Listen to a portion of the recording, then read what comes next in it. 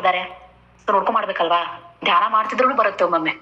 So ಅದಕ್ಕೆ ಇಂಥ ಟೈಮಲ್ಲಿ ನಾವ್ ಏನ್ ಮಾಡ್ಬೇಕಂದ್ರೆ ಸೆಲ್ಫ್ ಚೆಕ್ ಮಾಡ್ಕೋಬೇಕು. ಯಾವ ಟೈಮಲ್ಲಿ ಯಾವ ಸಮಸ್ಯೆ ಬಂದ್ರೆ ಅವಾಗ ನಾವು ಒಳಗಡೆ ಚೆಕ್ ಮಾಡ್ಕೋಬೇಕು, ಯಾಕೆ ಬರ್ತಾ ಇದೆ ನನಗೆ ಈ ರೀತಿ ಎಮೋಷನ್ಸ್, ಅವ್ರ ಬಗ್ಗೆ ಯಾಕೆ ಹಿಂಗ್ ಒಮ್ಮಿಂದೊಮ್ಮೆ ಸಡನ್ ಸಿಟ್ಟು ಬರ್ತಾ ಇದೆ. ಸೊ ನಂದು ಯಾವ್ದಾದ್ರು ಮಿಸ್ಟೇಕ್ ಇರ್ಬೋದಲ್ವಾ, ನಾನು ಯಾಕೆ ಅವ್ರ ಬಗ್ಗೆ ಎಷ್ಟೊಂದು ಇದು ಮಾಡ್ತಾ ಇದೀನಿ. ಈ ಉದಾಹರಣೆಗೆ ಮಕ್ಕಳು, ಈಗ ನಾವ್ ಏನ್ ಮಾಡ್ತೀವಿ, ಮೊಬೈಲ್ ನ ಯೂಸ್ ಮಾಡ್ತಾ ಇರ್ತೀವಿ ಮಾಸ್ಟರ್ಸ್. ಸೊ ಏನ್ ಮಾಡ್ತೀವಿ, ಕೆಲಸ ಮಾಡ್ಬೇಕಾದ್ರೆ ಎಲ್ಲೋ ಮೊಬೈಲ್ ನ ಇಟ್ಬಿಟ್ಟಿರ್ತೀವಿ ಒಂದ್ ಕಡೆ ಸೈಡ್ ತೆಗೆದು, ನಮ್ಗೆ ನೆನಪೇ ಇರೋದಿಲ್ಲ ಎಲ್ಲಿ ಮೊಬೈಲ್ ಇಟ್ಟಿದೀವಿ ಅನ್ನೋದು. ಮತ್ತೆ ಕೆಲಸ ಮಾಡ್ತಾ ಇರ್ತೀವಿ. ಸಡನ್ ಆಗಿ ಮನೇಲಿ ಚಿಕ್ಕ ಮಕ್ಕಳು ಇರ್ತಾರೆ, ಅವ್ರು ಏನ್ ಮಾಡ್ತಾರೆ, ಆಟ ಆಡ್ತಿರ್ತಾರಲ್ಲ, ಮನೆ ತುಂಬಾ ಓಡಾಡಿ ಆಟ ಆಡ್ತಿರ್ತಾರೆ.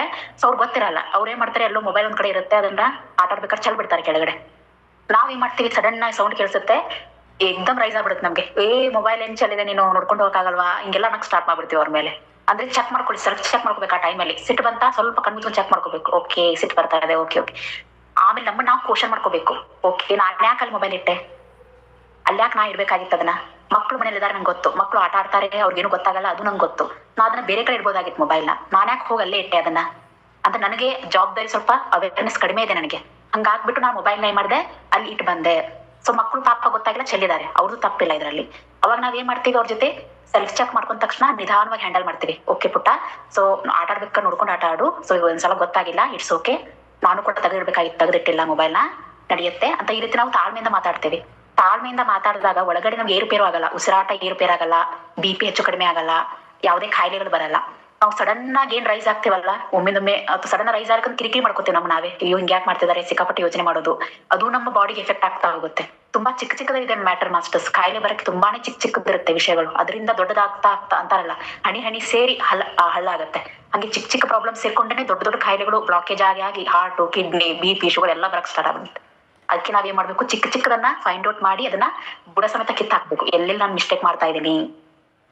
ಸೊ ಅದೇ ರೀತಿ ಏನಪ್ಪಾ ಅಂದ್ರೆ ನಮ್ ಕಾನ್ಸೆಪ್ಟ್ ಇರುತ್ತೆ, ಶ್ರೀಮಂತರಾಗಿರೋರು ಎಲ್ಲರಿಗೂ ಸೊ ಆರೋಗ್ಯ ಸಮಸ್ಯೆ ಇರಲ್ಲ ಅನ್ನೋಂತ ಕಾನ್ಸೆಪ್ಟ್ ಇರುತ್ತೆ ಎಲ್ಲರಿಗೂ. ಯಾಕಂದ್ರೆ ಅವ್ರಿಗೆ ದುಡ್ಡು ಇರುತ್ತೆ, ಅವ್ರು ಒಳ್ಳೆ ದುಡ್ಡು ಕೊಟ್ಟು ಒಳ್ಳೆ ಫುಡ್ ತಿಂತಿರ್ತಾರೆ, ಸೊ ಬಾಡಿ ಮೇಂಟೈನ್ ಮಾಡ್ತಿರ್ತಾರೆ, ಅದಕ್ಕೆ ಅವ್ರ ಕಾಯಿಲೆಗಳು ಬರಲ್ಲ ಅನ್ನೋ ಒಂದು ರಾಂಗ್ ಸ್ಟೇಟ್ಮೆಂಟ್ ಇದೆ ನಮ್ ಕಡೆ. ಬಟ್ ಅದು ಸುಳ್ಳು ಮಾಸ್ಟರ್ಸ್. ಯಾಕಂದ್ರೆ ನಾವು ಶ್ರೀಮಂತರಾಗಿಲ್ಲದಿದ್ದಾಗ ನಮ್ ತಲೆಯಲ್ಲಿ ಒಂದೇ ಇರುತ್ತೆ, ನಾವು ಹಣ ಸಂಪಾದನೆ ಮಾಡ್ಬೇಕು ಅಂತ ಅಷ್ಟೇ ಇರುತ್ತೆ.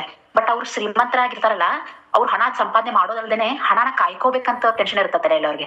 ಅಯ್ಯೋ ಹಣ ಹೆಂಗ್ ಉಳಿಸೋದಪ್ಪ, ನಾನು ಇಷ್ಟೊಂದು ಹಣ ಸಂಪಾದನೆ ಮಾಡಿದ್ರೆ ಯಾರು ಬಂದ್ ಏನ್ ಕೇಳ್ತಾರೋ, ಯಾರೇನ್ ತಗೊಂಡ್ ಹೋಗ್ಬಿಡ್ತಾರೋ, ಯಾರನ್ನ ಕೊಲೆ ಮಾಡ್ತಾರೋ, ಹಿಂಗೆಲ್ಲ ಯೋಚನೆ ಮಾಡಿನೇ ಏನಾಗುತ್ತಪ್ಪ ಅಂದ್ರೆ ಅವ್ರಿಗೆ ಆಲ್ಮೋಸ್ಟ್ ಸ್ಟ್ರೆಸ್, BP, ಶುಗರ್ ಎಲ್ಲ ಬರುತ್ತೆ ಅವ್ರಿಗೆ. ಹಂಗ್ ನೋಡಿದ್ರೆ ನಾವೇ ಎಷ್ಟು ಬೆಟ್ರೆ, ನಮ್ಗೆ ಬರೀ ಹಣ ಮಾಡ್ಬೇಕಂತ ಅಷ್ಟೇ ಇರುತ್ತೆ, ಅಲ್ಲಿ ಆರಾಮ ಮಲ್ಕೋತೀವಿ ರಾತ್ರಿ, ಚಿಂತೆ ಇರಲ್ಲ.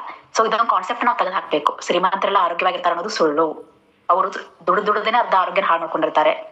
ಅದಕ್ಕೆ ಸ್ಪಿರಿಚುವಲ್ ಇದ್ರೆ ಶ್ರೀಮಂತರೂ ಆಗ್ಬಹುದು, ಅದ್ರ ಜೊತೆಗೆ ಜ್ಞಾನ ಇರುತ್ತೆ ನಮ್ಗೆ, ಹಣದ ಮೇಲೆ ನಮ್ಗೆ ವ್ಯಾಮೋಹ ಇರಲ್ಲ. ಸೊ ಎಷ್ಟೇ ಹಣ ಯಾರೇ ತಗೊಂಡು ಹೋದ್ರು ನಾವು ತಲೆ ಕೆಡ್ಸ್ಕೊಳಲ್ಲ.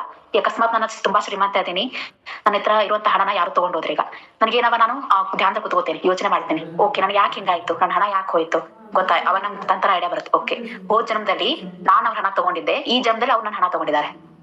ಹಿಂಗೆ ನಮ್ಗೆ ಥಾಟ್ ಬೇರೆ ಅಂದ್ರೆ ಪಾಸಿಟಿವ್ ಹೊಳಿಸ್ತೇವೆ ಅದನ್ನ, ಅವಾಗ ಟೆನ್ಷನ್ ಆಗಲ್ಲ, ಕೂಲ್ ಆಗ್ಬಿಡ್ತೀವಿ. ಓಕೆ ಅವ್ರದ್ದು ಋಣ ಇತ್ತು, ತಗೊಂಡೋಗಿದಾರೆ ಅಷ್ಟೇ. ಹಿಂಗೆ ಸ್ಪಿರಿಚುವಲ್ ಆಗಿದ್ರೆ ಎಲ್ಲಾನು ಆ ರೀತಿ ನೋಡ್ತಾ ಹೋಗ್ತಾರೆ.